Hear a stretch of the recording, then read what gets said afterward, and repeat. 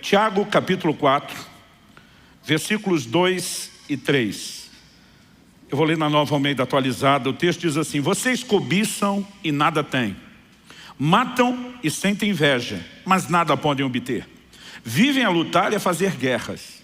Nada têm porque não pedem. Pedem e não recebem, porque pedem mal, para esbanjarem em seus prazeres. Eu quero tomar essa declaração de Tiago e, a partir dela, desenvolver uma pergunta, ou na verdade, a preparação para uma resposta a uma pergunta importante. Pergunta que eu quero estabelecer como tema da minha mensagem hoje: por que orar? Falando em por que orar, vamos primeiro orar. Pai, muito obrigado por esse tempo de podermos ser expostos ao ensino da Tua Palavra. E nós te pedimos mais do que informação, mais do que orientação. Nós clamamos por luz, por revelação, por entendimento espiritual. Nós oramos por estímulo, nós oramos por despertamento. Nós oramos por aquele toque que acompanha a Tua Palavra, assim como aquela aplicação personalizada que só o Senhor pode produzir. E te damos glória e louvor, não só pela oportunidade de receber, mas também de corresponder com a Tua Palavra. Oramos em nome de Jesus, contando com a Tua graça e o agir do Teu Espírito Santo. Amém. Bom, esse texto que nós vamos tomar como ponto de partida, uma declaração que Tiago, inspirado pelo Espírito Santo, faz, destaca pessoas que almejam coisas que não alcançam. Então, ele começa no início do verso 2 dizendo: vocês cobiçam e nada têm. A ideia da cobiça, não fala apenas de um desejo errado, mas de um anseio que não é suprido, que não é alcançado. Na sequência, ele diz: matam e sentem inveja, mas nada podem obter. De novo, a ideia é não alcançar aquilo que se deseja. Depois ele volta a enfatizar: vivem a lutar e a fazer guerra. Mas dessa vez ele conclui: nada tem porque não pedem. Ou como dizem as traduções mais antigas: nada tendes porque não pedis. Basicamente ele está dizendo que a razão de não alcançarem aquilo que querem é porque tentaram isso apenas pelas formas, eu diria, não só naturais, mas carnais, e excluíram aquilo que eu chamaria de uma grande chave de acesso à manifestação de Deus e ao sobrenatural, que é a oração.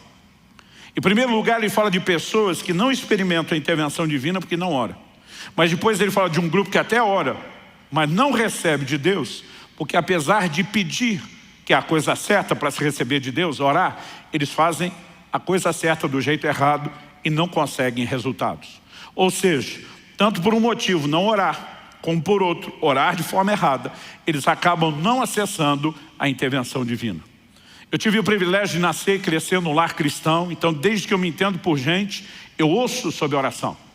Mas eu tive o privilégio de ouvir não apenas o aspecto teórico da oração, gente falando a respeito do que a Bíblia diz ou da experiência de outros.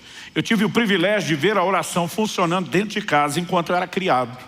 E nesse ambiente de oração, nós vimos manifestações do poder de Deus e do sobrenatural na nossa família, que sempre tiveram um impacto positivo na minha vida. Mas foi depois dos 15 anos, com a experiência do batismo no Espírito Santo, que eu comecei a me sentir irresistivelmente, provocado, atraído para um lugar de oração. E digo irresistivelmente porque quanto mais eu entendi o que era a dinâmica de operação do Espírito Santo e quanto mais eu entendi que isso estava relacionado com a vida de oração, mais provocado eu me sentia. E por ser alguém que desde bem cedo começou a entender a importância pela própria Escritura do sobrenatural, eu queria viver isso. Eu sou de uma época onde já foi popular na igreja o ditado: onde há muita oração, há muito poder, uma clara referência ao poder de Deus. Mas onde há pouca oração, há pouco poder. Nem todo mundo concluía a terceira parte do ditado, que era óbvio: e onde não há oração, não há manifestação do poder de Deus. Então, eu sempre soube que a oração é uma chave de acesso para o sobrenatural. E se eu e você queremos viver as intervenções de Deus, nós precisamos entender a importância de uma vida de oração. Me lembro que ainda garoto, procurei uma vez um homem de Deus, falei: ora comigo. Ele falou: oro. Mas pelo que você quer que eu ore? Falei para ele: eu gostaria de ter mais experiências com Deus. Ele falou: se você quer ter mais experiências com Deus, em vez de estar me pedindo para orar por você, você que deveria estar desenvolvendo uma vida de oração.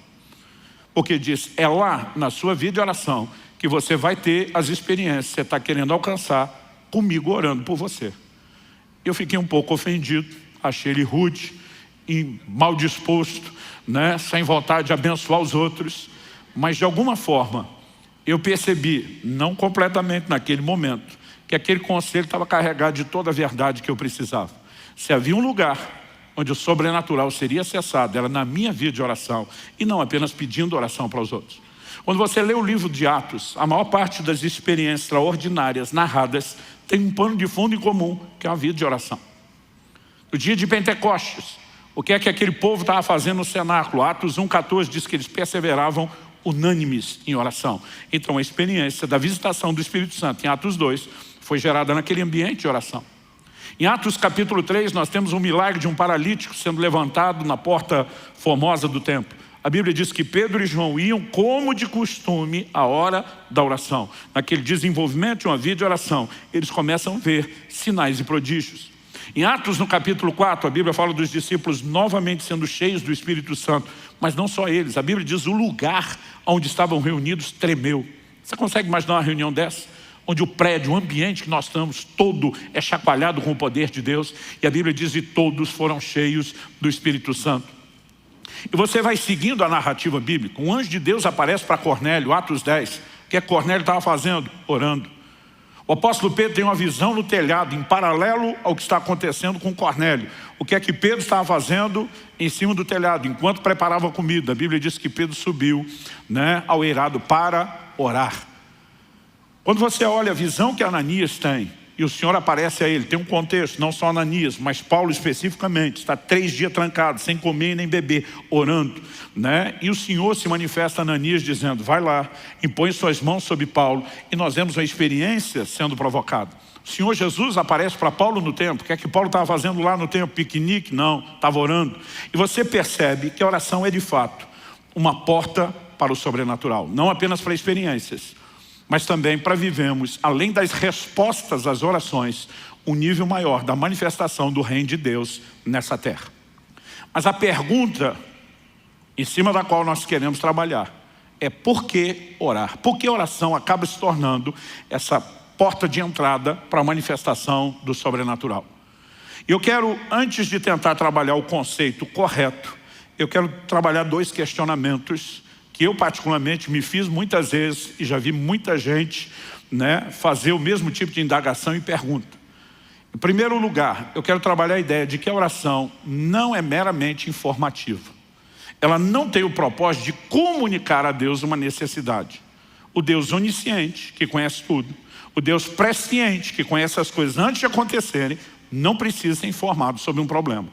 Então, a oração não cumpre um papel de informar Deus sobre uma necessidade, uma vez que Ele já sabe de tudo. O segundo questionamento diz respeito à vontade de Deus. Muita gente me pergunta, mas Deus não faz o que quer, quando quer, como quer, do jeito que quer, uma vez que Ele é soberano? Eu digo para as pessoas, não confunda soberania com unilateralidade. Deus não age sozinho. Ele chama o tempo todo o homem para um lugar de interação. E Ele só faz isso porque Ele quis. Ele decidiu ser soberano do jeito dele. De vez em quando eu vejo gente dizendo que se Deus depende do homem para fazer alguma coisa, Ele não é soberano. Eu digo, se Ele precisar estar reduzido ao seu conceito de soberania, é que Ele não é soberano. Ele é soberano do jeito que Ele quer. Se Ele decidiu agir assim, se Ele decidiu revelar na sua palavra que as coisas funcionam assim, elas são assim, ponto final. Mas estritamente, quando você pensa, se Deus faz o que quer, como quer, do jeito que quer, então por que nós vamos orar? Ele já vai fazer o que faria, independente de eu orar. Ele não vai fazer nada porque eu orei. Então por que Ele me mandaria? Não apenas deixaria a porta aberta, mas me mandaria orar para que Ele faça o que Ele já ia fazer, independente da minha oração?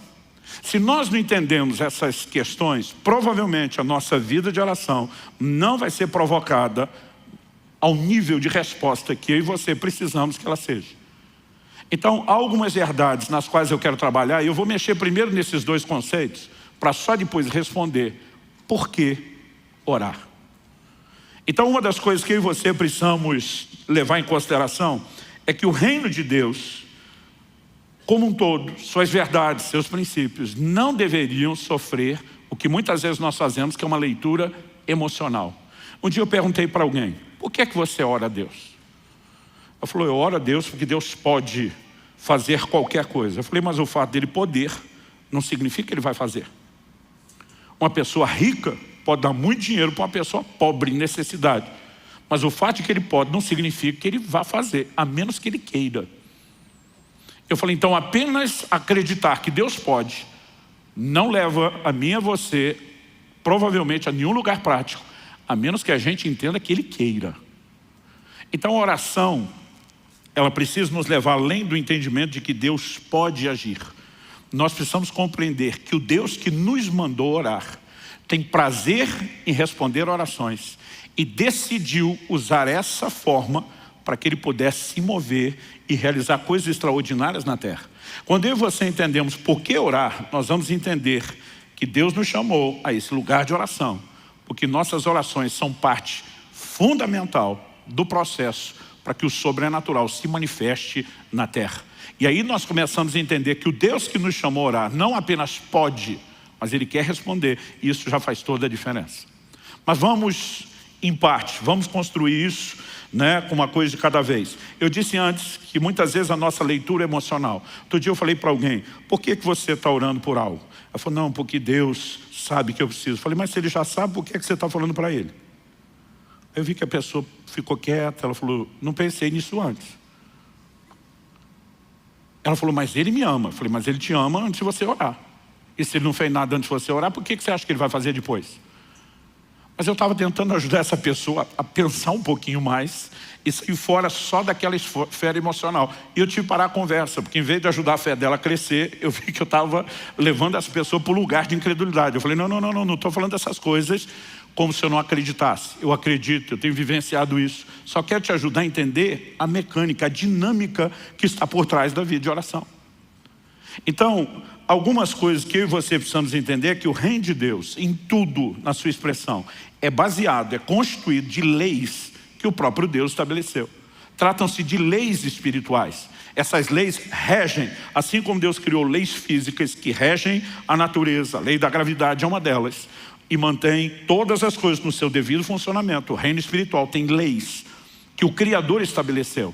E nós precisamos entendê-las para que a gente possa se mover de forma adequada dentro do reino de Deus, não com mero conceito emocional, mas com consciência, com revelação bíblica. Então, a primeira questão é que nós precisamos jogar fora dessa equação a ideia de que oração é informativa.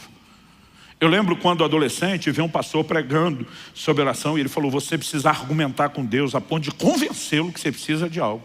Pensei, se eu tiver que convencer Deus, eu estou lascado. Falei, é uma disputa injusta. Ele já sabe o argumento que eu vou usar antes, você está preparado para tudo? Eu falei, quem que ganha uma discussão dessa? Quem que argumenta nesse nível? E eu percebi que embora a tentativa daquela pessoa fosse boa, a intenção fosse boa, muitas vezes algumas declarações que transformamos de uma forma absoluta, elas não são bem assim. Eu e você precisamos entender que o propósito da oração não é informar Deus. Jesus diz em Mateus capítulo 6, quando no Sermão do Monte está ensinando sobre oração, ele diz, versículos 7 e 8, e orando, não usem vãs repetições como os gentios, porque eles pensam que por muito falar serão ouvidos. Não sejam, portanto, como eles, porque o Pai de vocês sabe o que vocês precisam antes mesmo de pedirem. Ou seja, antes de você pedir, Deus já sabe o que você precisa. Então, na hora que você pedir, e Jesus não está dizendo para não pedir. Quando você olha o texto, ele está justamente dizendo, quando vocês orarem, orando, ou seja, é para orar, mas ele está dizendo, o propósito da oração não é informar Deus. Pastor, o senhor está dizendo que a gente não deveria repetir a oração? Não é isso que Jesus está falando. Ele está dizendo que nós não devemos usar de vãs repetições. Em outras palavras, acredito que ele está falando que a oração não deve ser transformada numa fórmula, numa espécie de reza que é repetida e você tem o conceito errado de que vai vencer Deus na canseira. Alguns acham que por muito falar serão ouvidos. Já vi gente distorcer o que Jesus ensinou em Lucas 18. Quando ele conta uma parábola sobre uma viúva que é chamada de viúva importuna. Já vi gente dizendo, você tem que importunar Deus, incomodar Deus.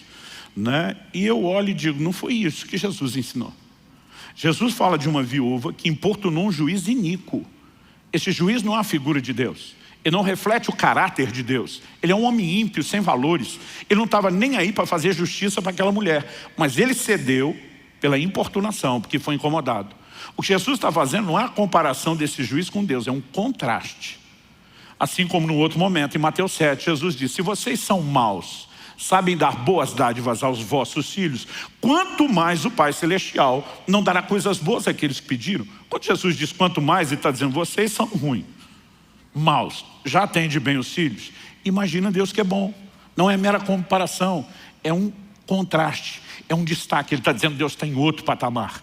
Em outras palavras, Jesus está dizendo: ele não vai ser vencido pela importunação. O que você precisa entender é que há nele uma disposição de te atender e de fazer algo em seu favor. Quantos estão entendendo? Jesus não está falando contra a insistência da oração. Lucas 18:1, antes de falar da viúva importuna, registra o seguinte: Jesus lhes contou uma parábola para mostrar que deviam orar sempre e nunca desanimar. Essa insistência na oração já mostra que o propósito da oração não é informativo. Por que eu vou orar uma segunda vez se eu já informei a Deus na primeira? Então, obviamente, não se trata de informação. Quando nós tiramos isso da equação, ressalta-se novamente a pergunta: então por que orar? A oração tem outro motivo, tem outra razão de ser. Ah, pastor, mas a Bíblia usa aquela expressão sobre lembrar a Deus. Esse é um texto que você vai ver muito, em especial no contexto do Velho Testamento. Por exemplo, Isaías 62, 6 e 7, o próprio Deus falando: sobre as tuas muralhas, ó Jerusalém, pus guardas que jamais se calarão, nem de dia nem de noite. Vocês que farão com que o Senhor se lembre, não descansem, nem deem a ele descanso, até que restabeleça Jerusalém e a ponha por objeto de louvor na terra. É uma palavra do próprio Deus. As traduções mais antigas dizem: sobre os teus muros, ó Jerusalém, pus atalaias, sentinelas. Aqui a Bíblia está falando são guardas sobre as muralhas. Qual o propósito desses vigias? Insistir, noite e dia, fazer lembrado o Senhor, até que ele restaurasse a sorte de Jerusalém. Por quê? Porque Deus tinha promessas. Essa expressão de fazer lembrado não significa que Deus tenha problema de memória. Não significa que ele seja esquecido.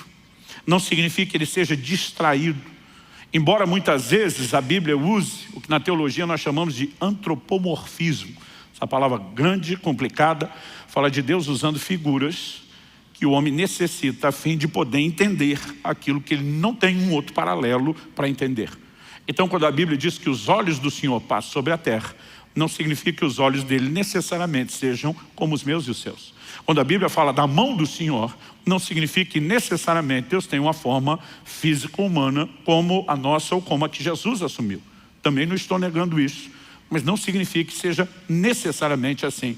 Muitas vezes essas palavras nos ajudam a entender paralelos espirituais para os quais não existiria uma outra forma de nos descreverem.